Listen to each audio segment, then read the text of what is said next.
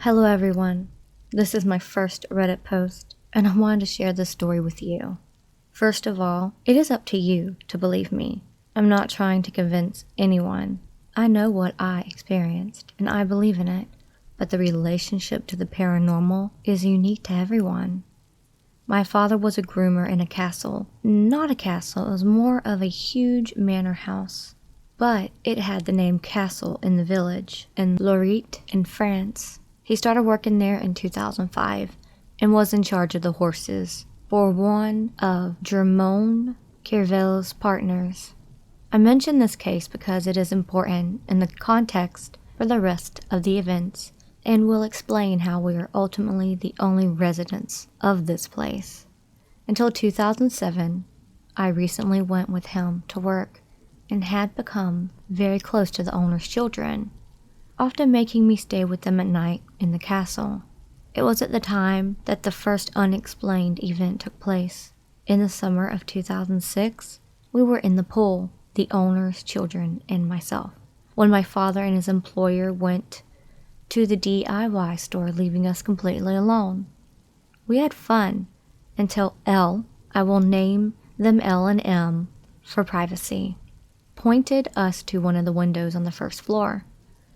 There, we start to panic because we see a very tall figure behind the window, except that we are alone on the property. At the time, we thought we had maybe saw a coat rack in the window, but unfortunately, we saw this tall figure move. The figure slowly walked away from the window into the other room. We were terrified, and when my father came back, we went up to him. Except that this room, first off, was completely closed because it was the boss's office, and especially was empty because in work, why would he have a coat rack in there? In 2007, the former guards moved to the south of the France, and my father was offered the position, so we moved in April to the second floor of the castle, being reserved for us. I was apprehensive about moving in because of the experience the year before, as well as various strange noises that could be heard when I was sleeping with L and M. My father, my mother, two of my older brothers, my sister, and I moved to the second floor, while my other brother and his wife took possession of the caretaker's house at the entrance of the property. The owner only came on weekends at this time, following his divorce, so the castle was completely ours during the week, leaving us full disposition of the premises. On weekends, however, to avoid disturbing the owner, we had to go through the service staircase to get out. Service staircase that led to the cellar that we had to fully cross to go outside. Before continuing this description of the cellar, I must specify one thing. During the Second World War, the castle was requisitioned by the Nazis. It served transit point for prisoners before extraction to the camps. The cellar was the place where these people were held. A supervision office with a large bay window was at the end of the large central corridor that served the rooms used to guard prisoners as well as shower cabins. This room was really atrocious, and the atmosphere was horrible. The cellar was a place of 3 significant events during our stay.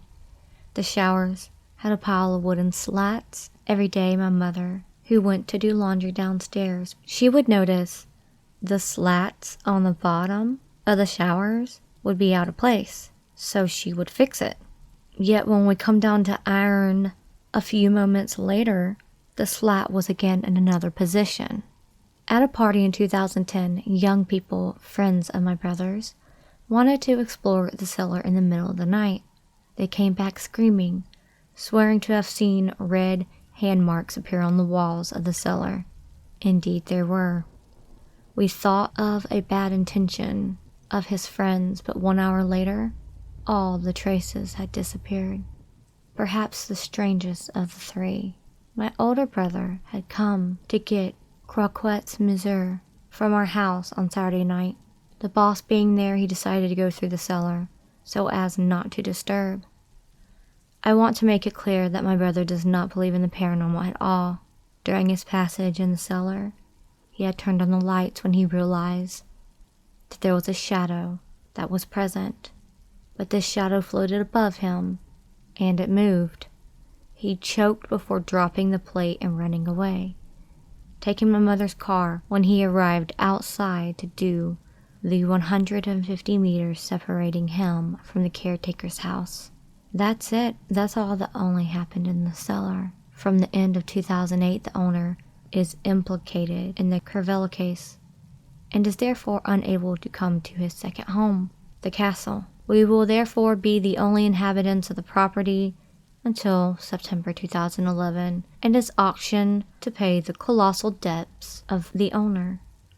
My mother, cleaning agent, worked late, never returned until 10:30 p.m. We used to see her coming back to send her golden retriever to look for her and go back up with her until a certain evening. The previous days, they complained of hearing footsteps behind her as she climbed the stairs, and especially an unpleasant sensation near the piano at the bottom of the stairs. That evening, we sent the golden retriever to our mom, and when it comes time to pass by the piano, she sits down and didn't want to move. She acted as if someone was petting her. My mother went upstairs and called him. The dog went up and stopped at the landing to bend down and look at the piano again. My mother began to panic and hurriedly climbed to our floor. Sounds of quick footsteps were heard behind her. And finally, my two experiences that I had personally and alone. The first one was at the very beginning in my room. It was 10 p.m. when my gaze was drawn to the window on the second floor. There I saw two eyes staring at me. Not owl eyes or owls present in the region, but human eyes. For an 8-year-old, imagine the trauma. And finally, the last one. One evening around 2009, I entered the castle through the big door, and there I had a blockage. I don't know what I saw. I don't remember it, but I was found after I started screaming several minutes. I saw one thing that terrified me, but my mind doesn't remember it. This may be a hallucination of the overly imaginative child I was, but I doubt it very strongly. There was something that night in the entrance, something that scared me to the point of forgetting everything. That's it. I ignored the small event that could very well be explained by old age of the building. I left this place in 2011 to move a few kilometers away. For 10 years, it fell into ruin until 2021 when it was bought by an entrepreneur wanting to restore it. And we have once again become the guardians of the place, as life is only a cycle. We no longer live in it, but I go there every day to check the place, always casting an eye towards the first floor, where the silhouette behind the window had terrorized me for the first time. Thank you for taking the time to read my story.